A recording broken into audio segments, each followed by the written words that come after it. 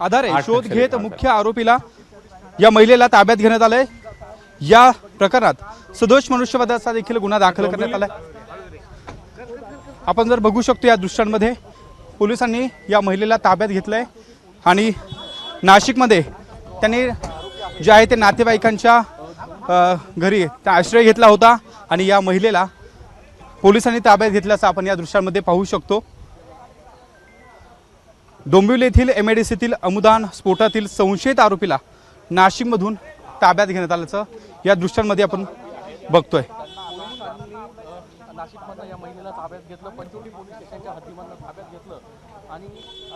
तर मुख्य आरोपी मालती मेहता यांना पोलिसांच्या ताब्यात घेण्यात आलेले। डोंबिवली स्फोट प्रकरणी पोलिसांनी कारवाई केली। मालती मेहता अमुदान कंपनीच्या मालकाने आणि नाशिकमधल्या मेहरधाम परिसरातनं पोलिसांनी त्यांना ताब्यात घेतलं।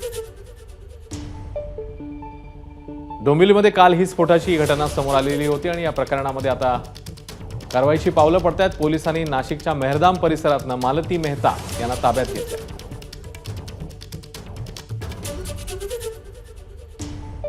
बॉयलरचा स्फोट झालेला होता आणि या प्रकरणामध्ये आता पोलीस आयुक्तालयातील पोलीस उपायुक्त श्री पाटील साहेब क्राईम ब्रांचचे उपायुक्त आहेत। त्यांनी आमच्या DCP क्राईम श्री बच्चाव साहेब यांच्याशी कॉन्टॅक्ट केला होता।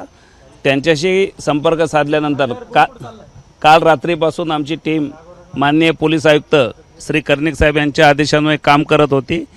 त्यामध्ये आज आम्हाला यश आलेलं आहे। त्यांची टीम आज सकाळी आमच्याकडे आलेली होती।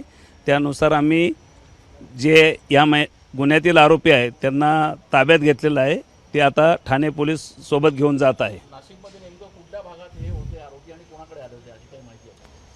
नाशिकमध्ये त्यांची व्हीएनची नातेवाईक आहे त्यांची आणि मेहरधाम परिसर आहे तिथं त्यांना ताब्यात घेतलेलं आहे आम्ही घरातून आणि ठाणे पोलिसांच्या ताब्यात दिलेलं आहे। जे स्फोट झाल्यानंतर त्या नाशिकला आल्या?